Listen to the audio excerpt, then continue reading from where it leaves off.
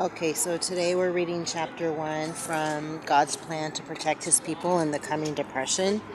And I'm giving you a view of the tree, the sky, and a little bit of the parking lot today.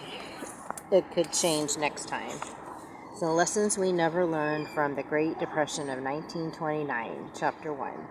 The industrial situation of the United States is absolutely sound, and our credit situation is in no way critical. The interest given by all the public to brokers' loans is always exaggerated. The markets generally are now in a healthy condition. The last 6 weeks have done an immense amount of good by shaking down prices. We know of nothing wrong with the stock market or with the underlying business and credit structure. And that was a quote from Charles Mitchell, who was the chairman of National City Bank of New York, 2 days before the stock market crash on October 29, 1929. The time was the Roaring '20s, and Americans were enjoying the greatest prosperity in the nation's history. Very few people saw the storm clouds gathering overhead. Most people's thoughts and energies were focused on making money. This period was also known as the Decade of Decadence, and during this time, God gave the world a lesson about His wrath against nations that sin against His mercy. He sent a warning to America in the form of a major depression, and this terrible judgment immediately brought the Roaring '20s to a sudden halt. In a single 10-year period from 1919 to 1929, America changed from a society of mostly religious, well-mannered citizens to a nation saturated with drunkenness, licentiousness, and obsession with sex. Two main factors contributed to this change: the inventions of the radio and the closed-top automobile. Up to that time, most cars had no tops. But with the advent of the enclosed car came a sexual revolution. Unmarried couples started using their newfound privacy.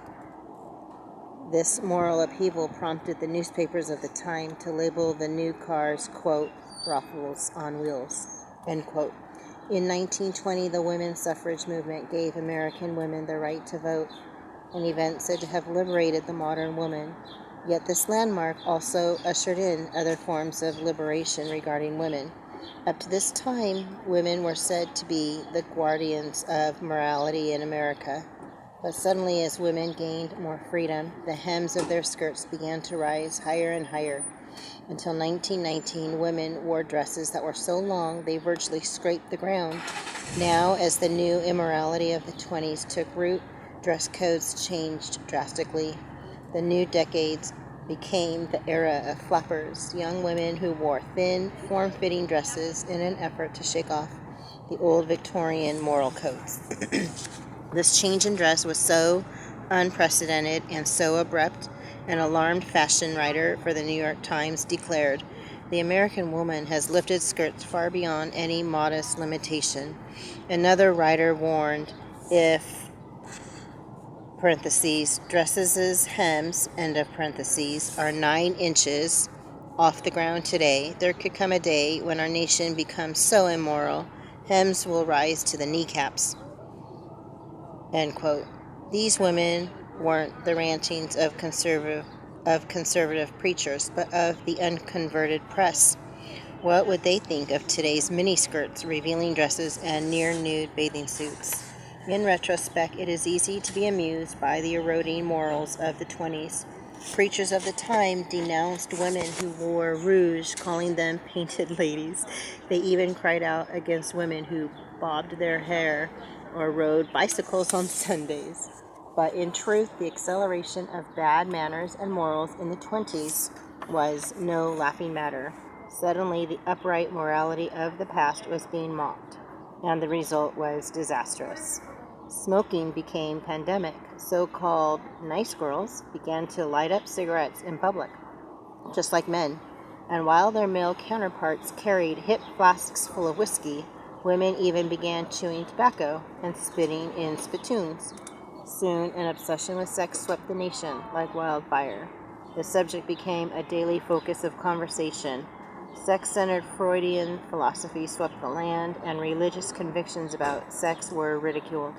Public dancing became sensual and intimate, and sex in movies and magazines grew permissive by the period standards.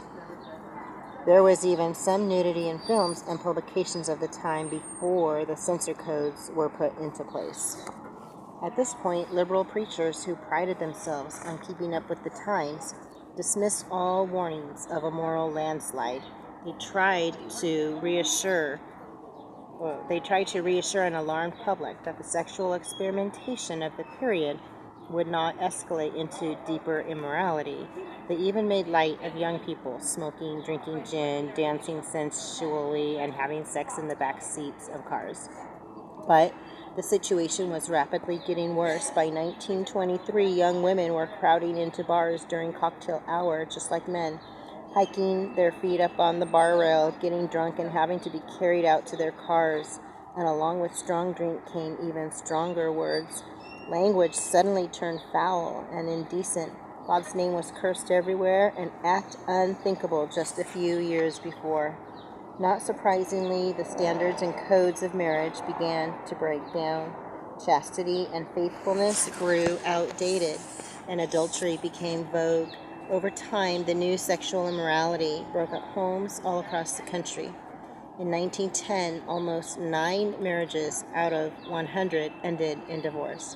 By 1920, that percentage had risen to more than 13, and by 1928, it ballooned to 1 in 6 marriages. Such drastic changes are hard to fathom, even by today's standards, yet they all happened in just a few short years. By 1928, America was a wild, roaring, prosperous nation, just like today. America in the roaring 20s enjoyed a 7-year bull market from 1923 to 1929. The country's prosperity seemed endless. Stocks in railroad companies skyrocketed, even as the automobile industry produced tens of millions of cars. Radio was booming, and the value of companies such as General Electric, Woolworth, and Montgomery Ward escalated out of sight. When Herbert Hoover was elected president in 1928, the country was still riding high on the prosperity that had begun under Calvin Coolidge. President Hoover declared in his acceptance speech, "We in America today are nearer to the final triumph over poverty than ever before in the history of the land. The poorhouse is vanishing. We are in sight of the day when poverty will be banished from this nation." End quote. Money and sports became the two golden idols of the time. Millions of people invested in the stock market, trying to strike it rich, and the market kept smashing all previous records. Everyone, it seemed, was playing the market. Shoeshine men, bus drivers, housewives,